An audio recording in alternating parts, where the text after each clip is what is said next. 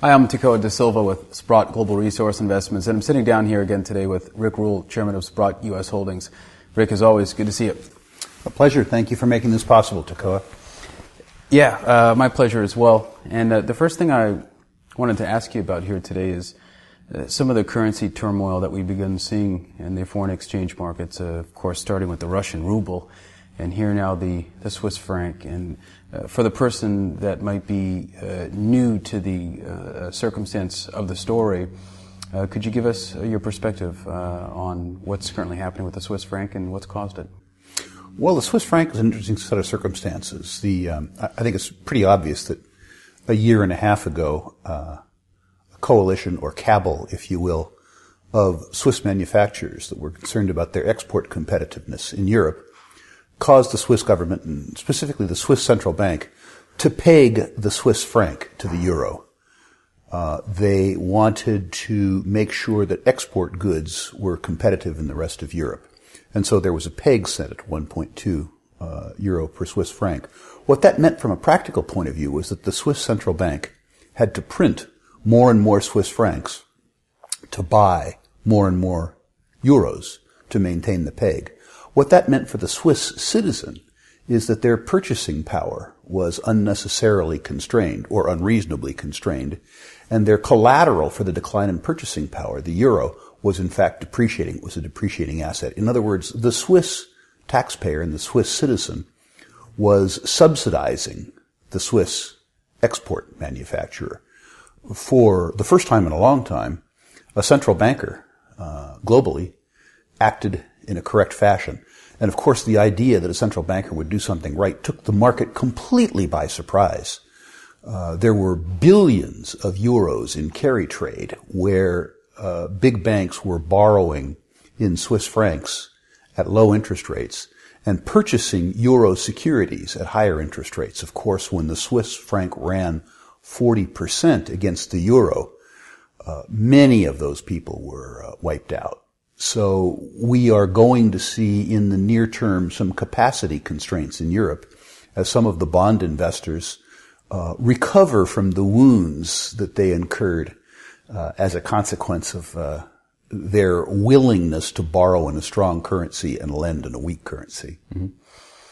What are your thoughts, Rick, on the solvency of money center banks, investment banks going forward globally that have exposure to these kinds of resets? I have seen a number of articles pointing out the losses that have now been experienced by banks and traders as a result of these changes here, specifically the franc.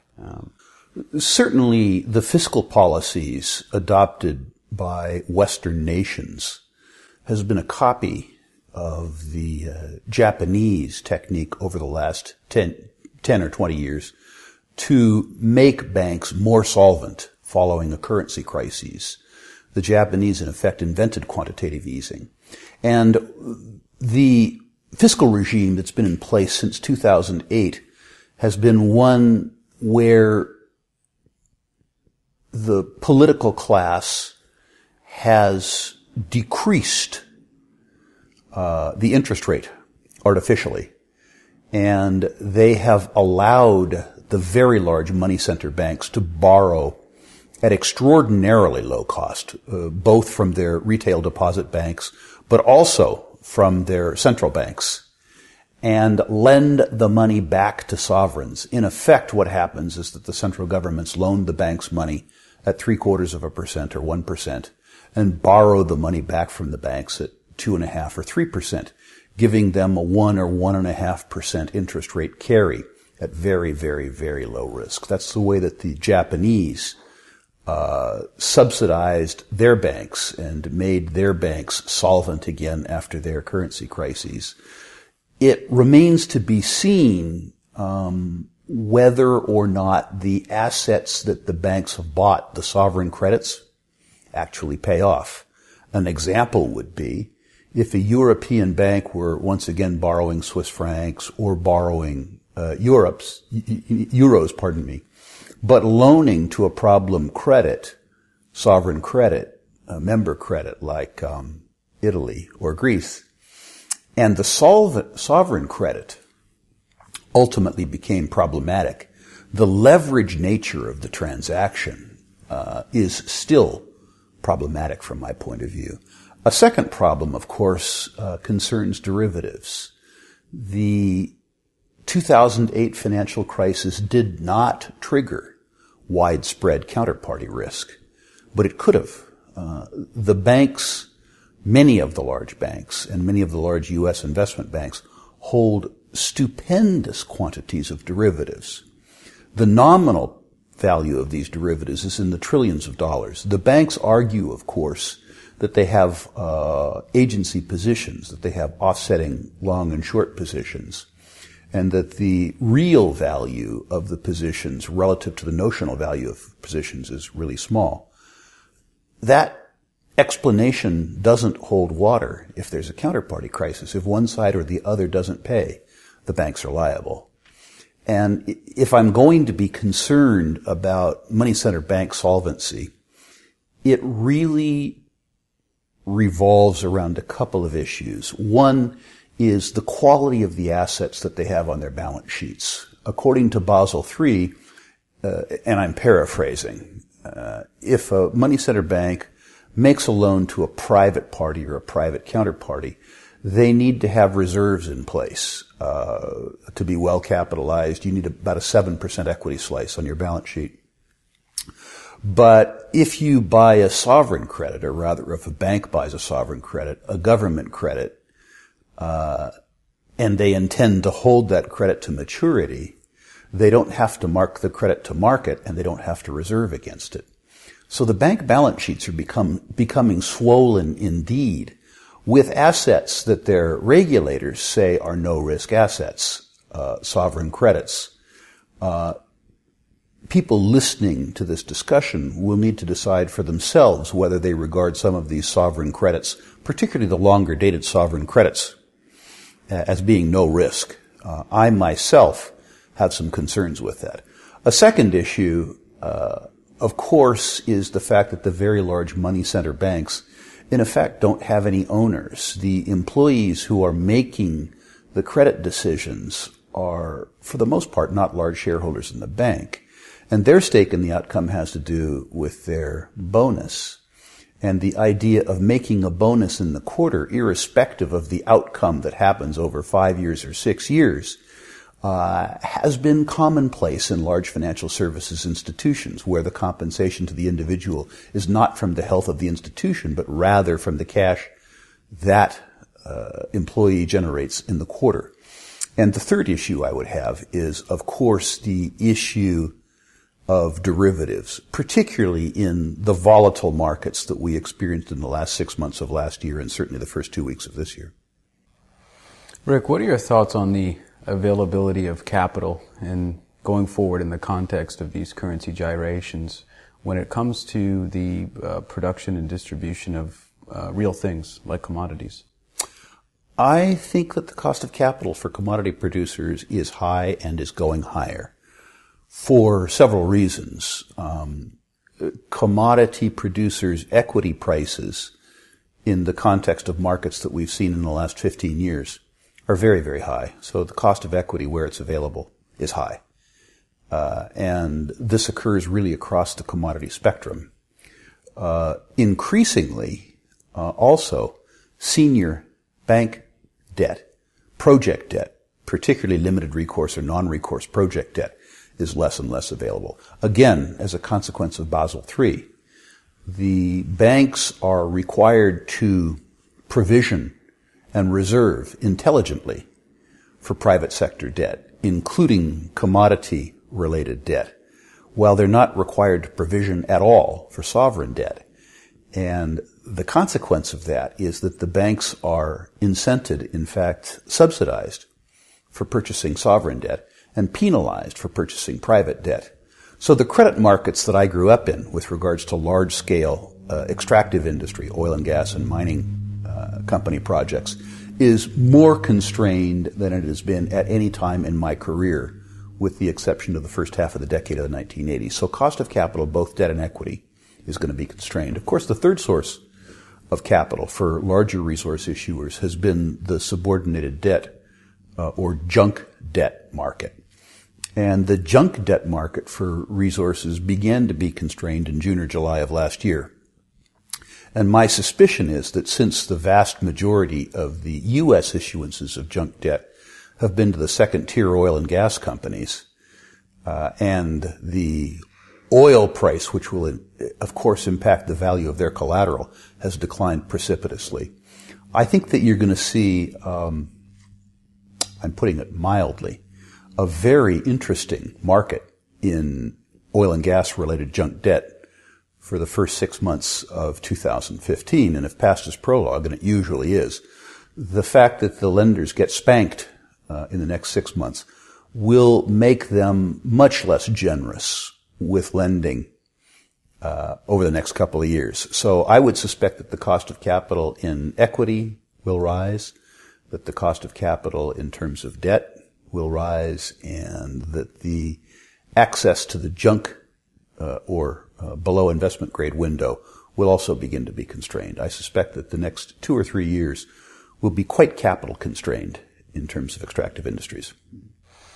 Rick, what are your thoughts when you look at the different segments of the oil and gas space, going from early stage exploration up to development and larger diversified producers? And do each of the different segments have their own moment in terms of opportunity being split open? That's a great question. That's a great question, Tekoa. And the answer is yes. The oil industry, in terms of its investment products and investment efficacy, portfolio by portfolio, isn't one industry. It's very, very, very segmented. And not only does each have its time, but each has its place in a portfolio. And an investor and speculator is wise to consider the industry in its own context, but also the industry in his or her context.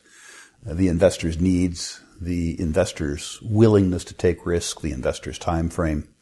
It is a large industry, and overall it's a very good business, but like all extractive industries, it's cyclical.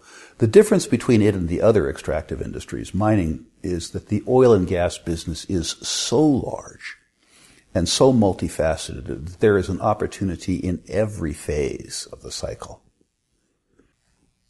We recently attended a Vancouver conference, Cambridge House conference, and one of the things that I heard from a number of attendees at that show was the question, what is the group's favorite commodity here? Sprott as an organization. Is it gold, is it silver, oil or gas? What are your thoughts when you look across the different commodities? Do you have a favorite for any particular reason? Well, as long as you're asking Rick Rule and not Sprott, I have a class of favorites. You know, the guy whose name is on the door, Eric Sprott, is a hugely directional investor. And if you asked Eric, the answer would clearly be silver. Eric has been a directional speculator and a stupendously successful speculator for a long time by attempting to be right when the rest of the world is wrong. I don't have Eric's courage, and as a consequence of that, I'm a little more muted in my response. I think the SARs are best aligned, probably, for platinum and palladium. I think precious metals will do relatively well because I think the supremacy of the dollar over precious metals will be less extreme going forward than it is now. So I think precious metals will do well, but I think platinum and palladium will do better than the rest of the precious metals, because of simple supply and demand, which you and I have talked about in the past. I am a little less positively oriented towards uranium than I was a couple of years ago, as a simple consequence of the fact that the electricity demand that I had thought I would see in East Asia and South Asia is not as extraordinary. The reason for that, I suspect, is that the much vaunted global recovery seems to be merely a recovery in financial markets, rather than a recovery in economies that would lead to increasing demand for consumer goods, and hence a more buoyant economy in producer countries. The second thing, of course, is that the precipitous decline that we've seen in oil prices recently is and will continue to be reflected in seaborne liquefied natural gas prices. And that's the Japanese alternative to nuclear. And the fact that the seaborne liquefied natural gas price is cut in half has meant that uranium's advantage over seaborne liquefied natural gas has decreased as well. So I think I'm less attracted to uranium, although still quite attracted to uranium. I'm less attracted to uranium than I would have been had you asked me the question this time last year. One of the things that I observed personally, Rick, in my first year with the group at Sprott Global Resource Investments was the emphasis on two things that I saw quite often when it came to a deposit, a development stage company, and that was internal rate of return and quality. Is the internal rate of return reliable? Would you say that those two metrics or similar metrics can transcend a tough fundamental picture for a commodity if a specific depositor or a specific company has a competitive advantage? Absolutely. Speculators tend to be too commodity specific. And speculators tend, even in the exploration phase, to let commodity focus rather than deposit focus drive their activity. The truth is that I've learned in my career that I'm ambivalent as to whether I make my money in sand and gravel or gold. Free cash flow is free cash flow. And so certainly what you say, deposit quality is very important. It's interesting too, and I understand it, but investors' perceptions about how to invest in natural resource-based businesses, particularly mining businesses, were developed in the 1970s when the gold price ran from $35 an ounce to $850 an ounce. The consequence of that 10-year period is that the investment community has asked the mining industry to exhibit one overriding trait, which is leverage to the gold price. Ironically, the companies that produce the best leverage are the high-cost ones, the less efficient ones, the ones where the margin increases most rapidly as a consequence of the fact that the starting margins at those prices are very poor. So we as investors have asked the extractive industries, in particular the gold industry, for 40 years to be inefficient. It's a perverse ask. And the industry has, in fact, complied very well. It's become an extraordinarily inefficient industry. The industry is just now beginning to heal itself. You're beginning to see the market recognize that leverage to the commodity price should be free. It isn't something that you should pay for. You shouldn't pay for somebody to be marginal. And in fact, now we're beginning to see in the gold and silver markets that the equities that are being rewarded in the market are the ones that do things like generate free cash and generate increasing revenue, not merely the hyper-leveraged companies. The reflection of that, of course, is the success in the market of the Sprott Gold Miners Trust, which is an active beta trust focused around companies that generate free cash and generate growing revenues, rather than competing trusts that simply reward market capitalization. The truth is that last year, the efficient companies grossly outcompeted the leveraged companies in the market for the first time in a long time.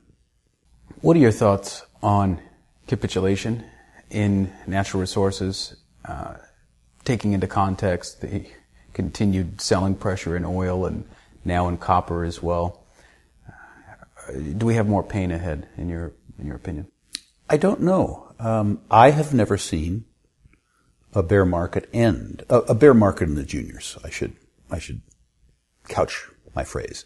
I've never seen a bear market in the juniors end without capitulation.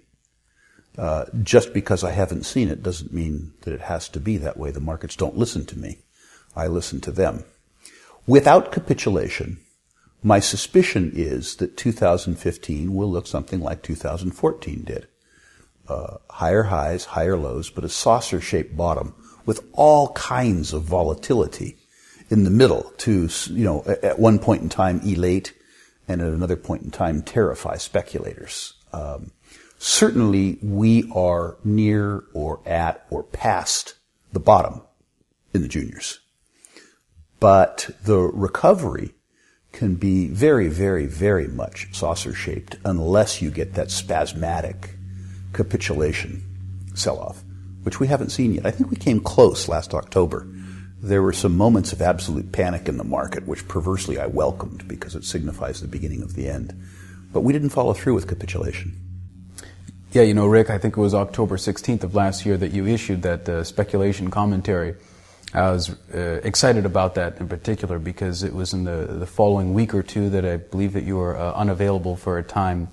And it was in that time period that the market just tanked. A lot of these stocks that, as a group we follow closely, were down 30 to 50% during that period. I thought, there it is. This is what Rick is talking about. And then it turns out that more severe capitulation has not happened. So for the person watching, can you define capitulation a bit, based on those few times that you've seen it in your career? What were people doing, and what were you seeing happening in the market? Yeah, capitulation usually follows a protracted period of diminished volume. The buyers are exhausted and the sellers are exhausted. The stock charts look like the electrocardiogram of a corpse. And that's followed by some event or some series of event that renews the enthusiasm, if that's the right word, for the sellers in the absence of buyers. I remember certainly in the summer of 2000, stocks had declined from $4 to 40 cents, going no bid, and changing hands at 7 cents or 8 cents. The period of time when that occurs is usually very brief, 2 or 3 weeks, before finally a couple people wrap their head around the fact that for 8 cents you can probably buy something that's worth 90 cents and will go to $3 in a bull market. Because what happens at the end of the capitulation is that every last available seller is gone. Capitulation is truly a wonderful thing.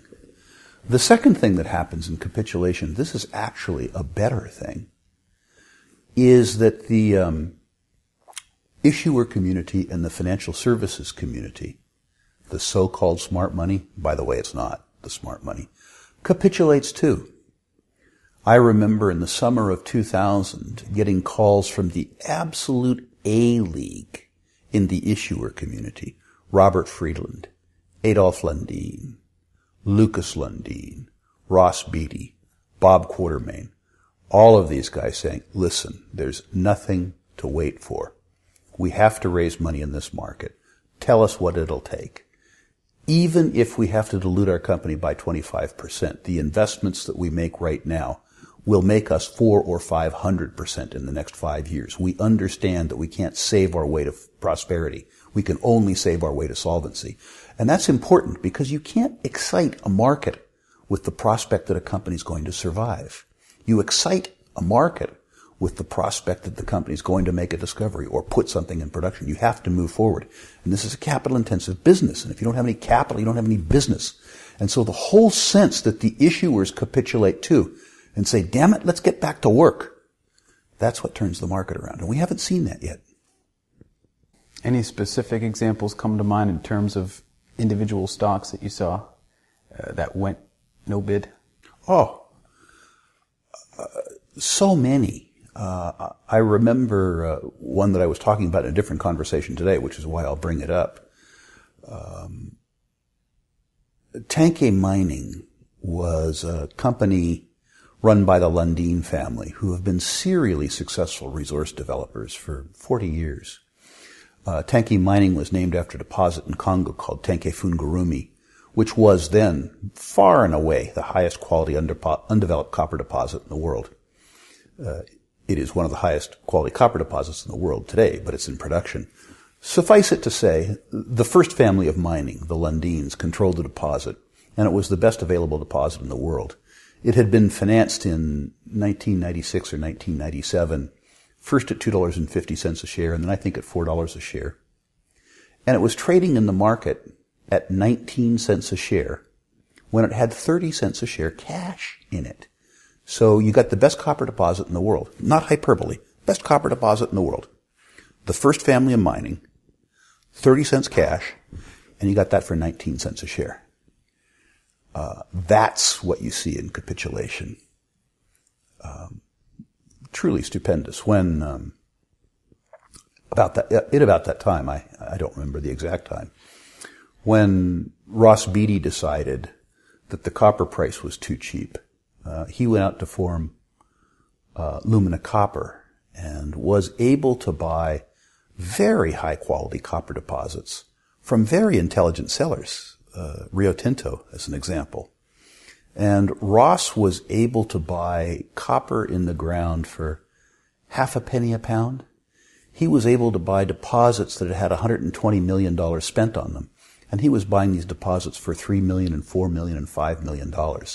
It is true, at the time he bought them, that they would make no money at the then prevailing price for copper. And even if they could, that he wouldn't have been able to raise the money to put them in production. But these are deposits that could have made an awful lot of money had copper gone to $2 a pound, which it did.